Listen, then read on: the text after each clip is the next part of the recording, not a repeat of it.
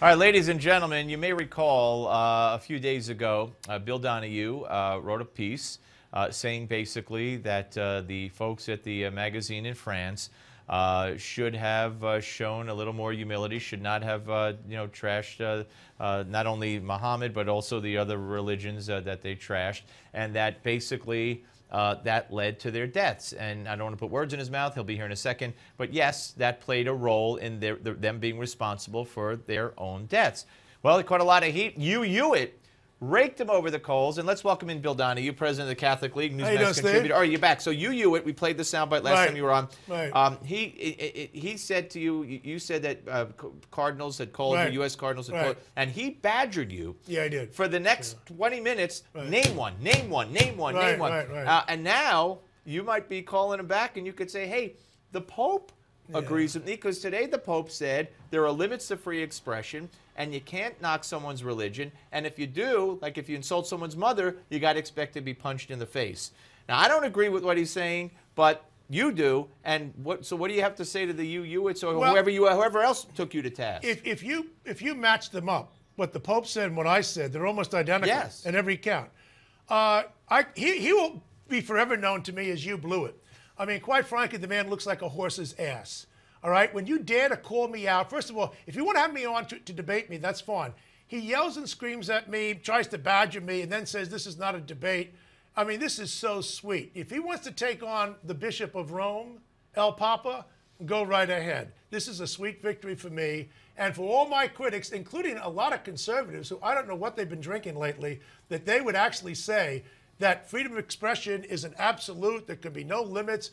Do they really hate the Muslims that much that that's what's driving it? Or have they lost their minds as well as some crazy liberals? All right, I'm in that category, but I don't believe, certainly not in my part, and I would argue, like some of the folks at National Review, who I respect greatly, I don't think that they hate Muslims. I don't hate Muslims, right. But when you have one group, again. How many times have I said to you, where are the Christians? Why aren't they marching in the street in protest of this or that? But so when you have one group that reacts with murder to a cartoon, well, look, there's something wrong with that group. No one's going to counsel that. There's a serious problem in Islam.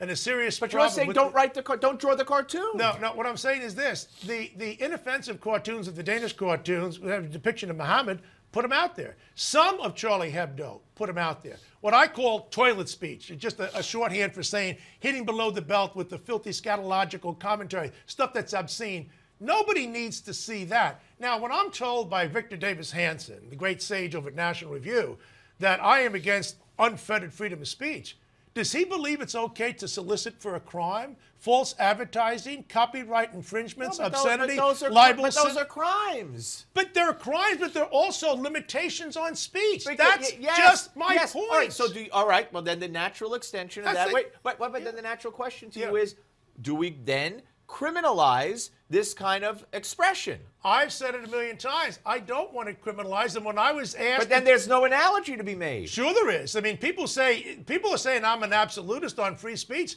That means everything goes. That you want to get rid of all of the legal prohibitions that exist there. Treasonous speech. Is that what they want to get rid of? No. If you're a libertarian, okay, and I'm not a libertarian, if you're a libertarian, does that mean you want no laws? If you say that you want unfettered free speech, as Hansen said, if you call yourself an absolutist, as others have said, that's what it means. And if they want to now try to walk it back, well then, why don't you read up a little bit on the First Amendment? But look at this guy Hewitt.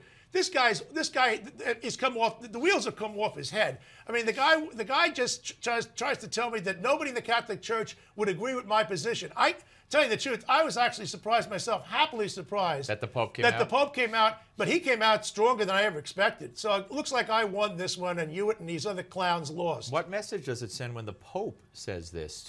What message does it send to the Islamic fascists? What it says is that everybody should not insult somebody else's religion.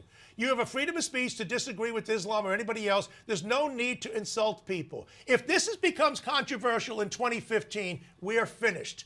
I don't want to insult Jews. I don't want to insult Muslims. I don't want to insult gays. But you don't. I don't want to go out of my way to insult people. But you don't want a law against it. I'm just being clear. No. Okay. And you and Jews and gays, for the most part, wouldn't react with violence towards you. But then isn't the problem then the reaction of the radical Islamists who did what they did, not the person who insulted them? There's two issues here. Let's talk about what just happened today, just recently, in the last couple of hours. One of the founders of Charlie Hebdo came out and blamed Charb, the guy who was killed, the guy who was the editor, the publisher of this publication. He blamed them for dragging the team down, for unnecessary provocation. Nothing I have said comes close to that. I'm not saying that you deserved it. I'm simply saying if there's a guy selling apples across the street from Charlie Hebdo, he's alive today and the cartoonists are dead. There's a reason why the guy selling apples is alive, because he didn't insult them. Does it justify killing these people? Of course it doesn't. The murdering Muslims have to be shot. I don't know how much more clear I can get. All right, that's pretty clear. Nobody bigger than the Pope is going to come out for you today or later, right? Well, I don't know who he might be, but I'll take it. Always good to see you. Thank Bill you. Donohue, ladies and gentlemen, never at a loss for words or opinions, and that's why we love him. We'll be back with more of the Steve Malzberg Show right after the break, but first, portfolio diversification, ladies and gentlemen. Portfolio diversification is the key to making the most of your investments. So for more information, what we're going to do next is we're going to bring you your Max to Money moment. And by the way, later on in this hour, we're going to bring you, even though Rob Williams is not here today, we're going to bring you the closing bell report. I promise you, you'll have all the numbers from the Dow, from the S&P, and from the NASDAQ. You may not want to see them, though. I'll warn you now. But stay tuned now for your Max to Money moment. It's coming up right now.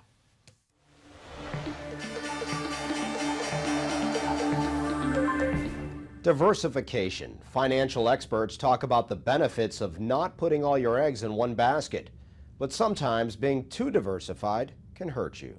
Imagine you were building your ideal company. You'd want a great management team, great innovation, great sales and marketing. This is an example of diversification. But imagine you were building a company and all you had was a concentration of great management foregoing the other three disciplines. In investment management, we refer to this as diversification. Diversification occurs when you have a portfolio that's overly concentrated in only one asset class, behaves the same way in every market cycle. So take a look at your portfolio, make sure that you're properly diversified between different asset classes and not diversified. It all comes down to risk and reward. How exposed to risk do you want to be? And does your portfolio have a solid foundation to protect you from the volatility of the market? Determine your needs and wants, then talk with your financial advisor.